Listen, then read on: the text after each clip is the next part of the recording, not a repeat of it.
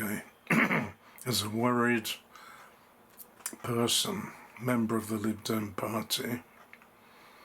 The last few weeks have been very difficult. When you see the leader of the party taking a back seat, finally, when you get the chance in question time to put the question, will the government agree to an inquiry, judge-led inquiry? The government, of course, say, now's not the time. Why not insist? Why accept the excuse that we're going to learn the lessons of the virus pandemic crisis, and at a later date, sometime in the future, learn the lessons and apply them? Think back to the Grenfell Tower tragedy a couple of years ago now. There were about 70, 80 people died. Although in the beginning, the government issued numbers of nearly nobody at all. 2, 3 people, 4 people, days and days. After a week or two, 10 dead, 15 dead. But finally, the inquiry was done because more than 70 people lost their lives. The government was pressured into holding an inquiry to hold those responsible accountable and fix the situation. 2 years later, after the inquiry, which started very late, what's the result? Nearly all the high-rise buildings in the country still have the dangerous cladding. Nothing's changed. Let's look to the accountability of the government in the virus. Why is it at the beginning no action was taken? 2 years ago there were exercises, trials, how to act in the case of a virus, but none of the lessons were learned. The preparations weren't put in place. There were no hospital beds available. No plan. Shouldn't be surprising that when the virus hit, the UK was the last country almost to do anything about it.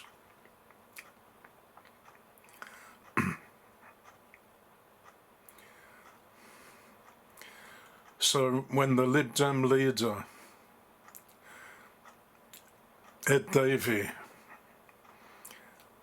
asked the government to confirm whether they'll hold an inquiry into the shortfall, the failings of the government, it's not surprising we hear the same answer. Now is not the time. Why is now not the time? The number of deaths, not 70, 80, we got more like 700, 800 every day. 10 times the amount of the Grenfell tragedy every day for the last month. 20,000 people have already died, and many more thousands are dying in the care homes. Care homes and outside of hospitals. Why is the government only publishing hospital deaths? Why not tell the public the truth about this? Where's the Prime Minister hiding? Why isn't he being held accountable? The people of the country, in the end, are responsible for the leaders of the country. We elected the government, but how can we hold accountable a Prime Minister, someone who's not reliable, who's untruthful, who told the public that Brexit would be a good thing? How can he be held accountable when he was telling the people he'll save 200 million a week to give to the National Health. 200, was it 600 million? Now the virus has hit. The government is talking about £600 billion to spend to fix the problem. Meanwhile, everyone's under lockdown.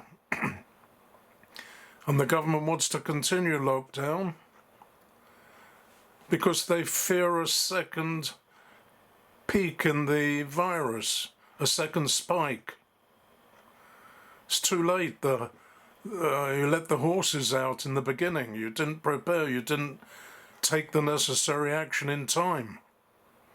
Now the virus is spread to everyone all over the country. How can you stop it? It's spread.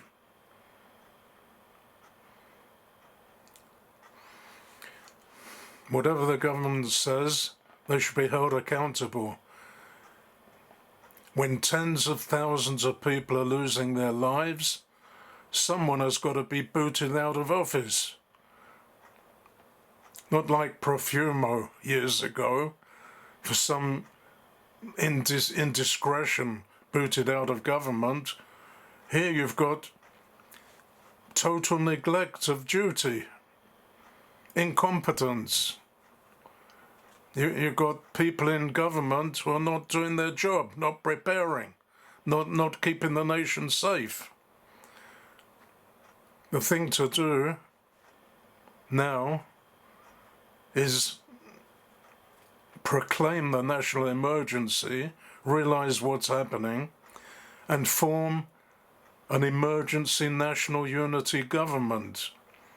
That way, everyone can have their say and help in solving the problem. You can't leave the incompetent people, the ones that have allowed the problem to escalate, you can't leave them in office to work on their own just because they've got a government majority. They're the ones that need booting out. They're the ones that need to be held to account.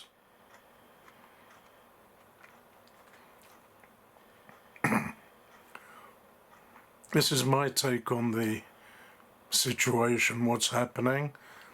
And I think that every citizen should be ready to wake up and demand action.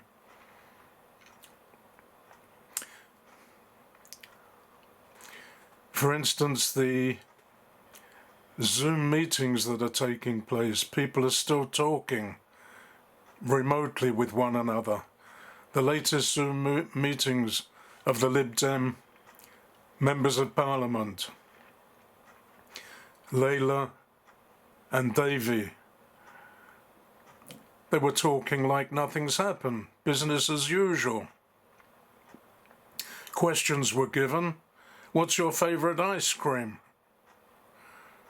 Talking about policies which are very insignificant compared to what's happening today. The main issue should be the issue talked about. If there's going to be a change in government, you have to see an alternative. You can't have more of the same, which is an opposition completely bereft of any viability. The new Labour leader, at least he's talking sense. Now's the time to form a national unity emergency government together with the new Labour leader. Take the power away from those that are not using it properly, the ones that have abused it.